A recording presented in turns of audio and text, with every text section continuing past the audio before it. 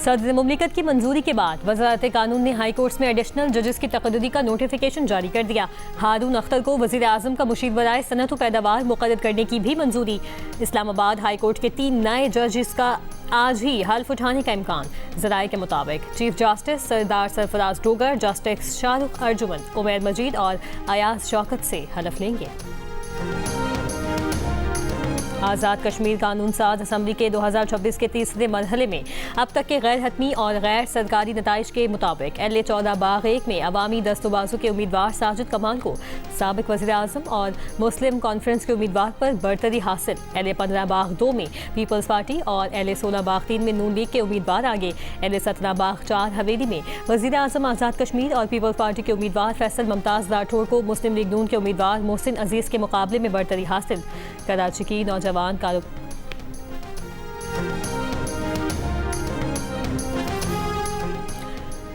नौजवान कारोबारी शख्सियत मीर रज़ा की पुरअसरार मौत के असबाब जानने के लिए कायम नई तहकीकाती टीम के दुकान SSP अली रज़ा का जाए वक़ुआ का दौरा। मीर रज़ा के अहले खाना भी मौजूद थे।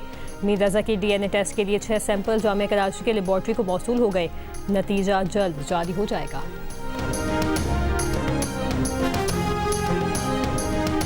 मग़रिबी कोलंबिया में गुज़श्ता रोज़ 7.4 शिद्दत के ज़लज़ले में अमवात की तादाद 132 हो गई। कम से कम 1500 इमारतों को नुकसान पहुँचा।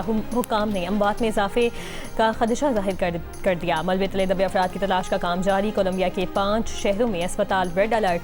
शहर कैली में रात का कर्फ्यू नाफिज रहा। कोलंबियन सदर ने हंगामी हालत नाफिज कर दी। वज़ीर आज़म शहबाज शरीफ का ज़लज़ले से जानी नुकसानात पर पाकिस्तान की तरफ से अफसोस और यकजहती का इजहार।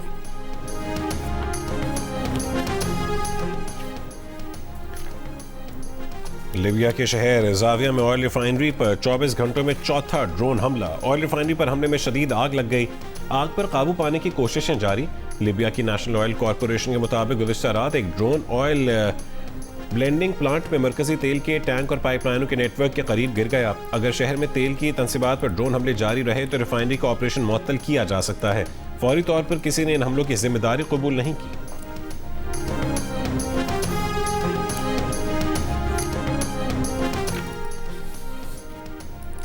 यमनी हूसी मलेशिया का मारिब पर बैलिस्टिक मिसाइलों और ड्रोन से हमला। अरब मीडिया के मुताबिक यमनी शहर मारिब में 2 धमाकों की आवाजें सुनी गईं।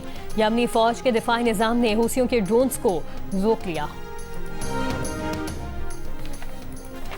सऊदी दारुल हुकूमत रियाद में सोफा फैक्ट्री में आग लगने से 16 बांग्लादेशी कारकुन जान बहक हो गए।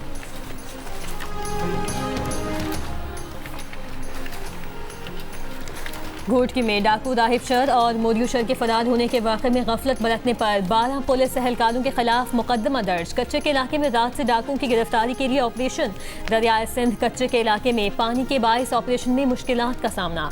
गुज़श्ता रोज़ ओबाडो सिविल कोर्ट में पेशी पर आए दोनों डाकू फरार हो गए थे। फरार डाकू राहिब के सर की कीमत 50 लाख रुपए मुकर्रर थी। कोटद्दू में गुज़श्ता रोज़ बारातियों का रिक्शा मुजफ्फरगढ़ कैनाल में गिरने के वाक़े में हलाक अफराद की तादाद 7 हो गई। रेस्क्यू के मुताबिक मरने वालों में बच्चे और ख़वातीन शामिल हैं। 8 लापता बच्चों की तलाश के लिए रेस्क्यू ऑपरेशन जारी है। लापता बच्चों की उम्रें 3 से 14 साल के दरमियान है। 11 अफराद को बचा लिया गया।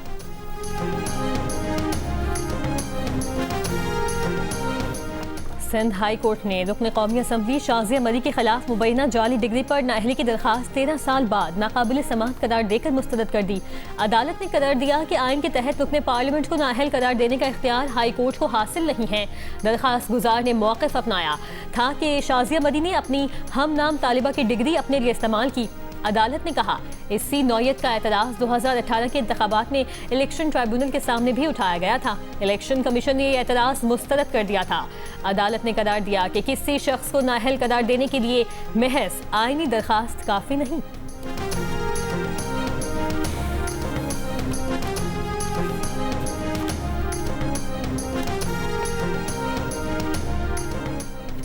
₹80 की लेवी का पेट्रोल की कीमत से क्या ताल्लुक है? वादा किया गया था कि इस लेवी से पेट्रोल और स्टोरेज बेहतर की जाएगी।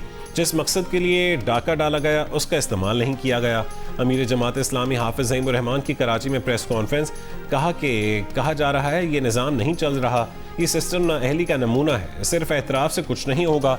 इस निज़ाम में आम लोगों का कोई हिस्सा नहीं। जब आप लोगों की मर्ज़ी पर हुकूमतें नहीं बनाते तो एतमाद का बहरान होता है।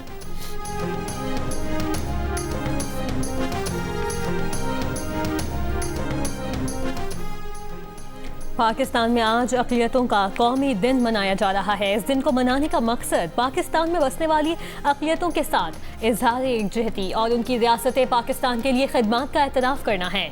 11 अगस्त 1947 को कायद-ए-आज़म मोहम्मद अली जिन्ना ने कौम से अक़लियतों के हुकूक़ पर खिताब करते हुए कहा था कि मजहब या अक़ीदे की बुनियाद पर किसी शहरी के साथ इम्तियाजी सलूक नहीं होगा।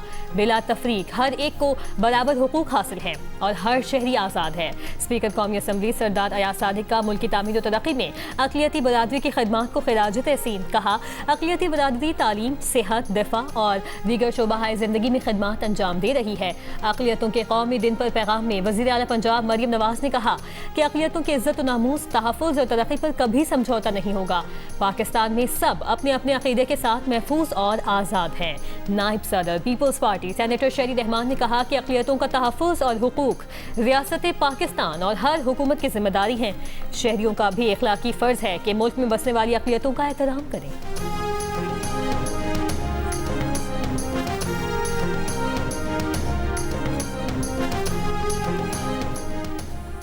इराक की हुकूमत ने ऐलान किया है कि अमरीकी फ़ौज 30 सितंबर तक इराक़ी कुर्दिस्तान से मुकम्मल इनखला करेगी। वहाँ अमरीकी फ़ौजी अड्डे इराक़ी सिक्योरिटी फोर्सेस के हवाले किए जाएंगे। कुर्दिस्तान से अमरीकी फ़ौजी साजो सामान और अहलकारों की मुंतकली जारी है। 2024 में इराक और अमरीका ने अमरीकी मिशन की मरहलावार मुंतकली पर इत्तफाक किया था।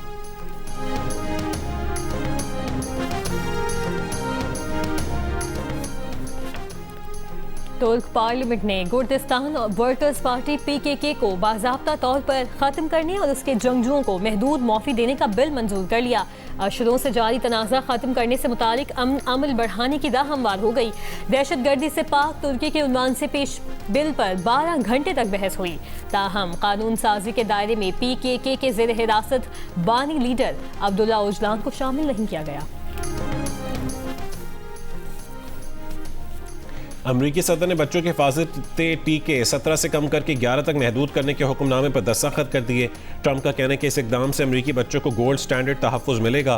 तिब्बी तंजीमों और डॉक्टर्स ने नए अमरीकी हुक्मनामे पर तनकीद करते हुए कहा है कि वैक्सीन शेड्यूल में तब्दीली से मुतालिक कोई नई साइंसी तहकीक सामने नहीं आई। कम वैक्सीन की सिफारिश से बच्चों को ऐसी बीमारियों के खतरे का ज़्यादा सामना होगा जिनसे वैक्सीन के जरिए बचाव मुमकिन है।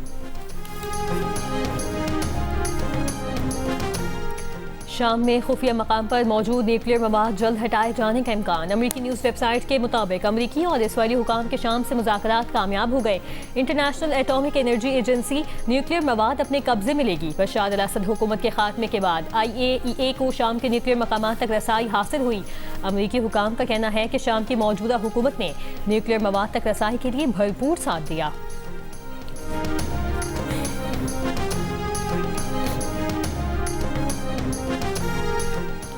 पाकिस्तान टेस्ट स्क्वाड का इंग्लैंड के खिलाफ सीरीज के लिए तैयारियों का आगाज। खिलाड़ियों ने बैटिंग, बॉलिंग और फील्डिंग की भरपूर प्रैक्टिस की। कौमी टीम आज भी प्रैक्टिस सेशन करेगी। पाकिस्तान और इंग्लैंड के दरमियान सीरीज का पहला टेस्ट 19 अगस्त से खेला जाएगा।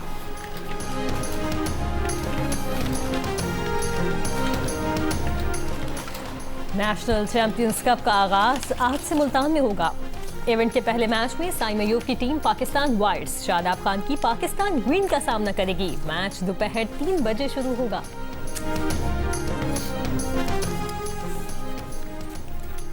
हॉकी वर्ल्ड कप की तैयारियों के लिए पाकिस्तान हॉकी टीम का नीदरलैंड्स में प्रैक्टिस सेशन। खिलाड़ियों की कोचेस की निगरानी में फिजिकल ट्रेनिंग। इवेंट में पाकिस्तान अपना पहला मैच इंग्लैंड के खिलाफ खेलेगा। हॉकी वर्ल्ड कप 15 अगस्त से नीदरलैंड्स और बेल्जियम में खेला जाएगा।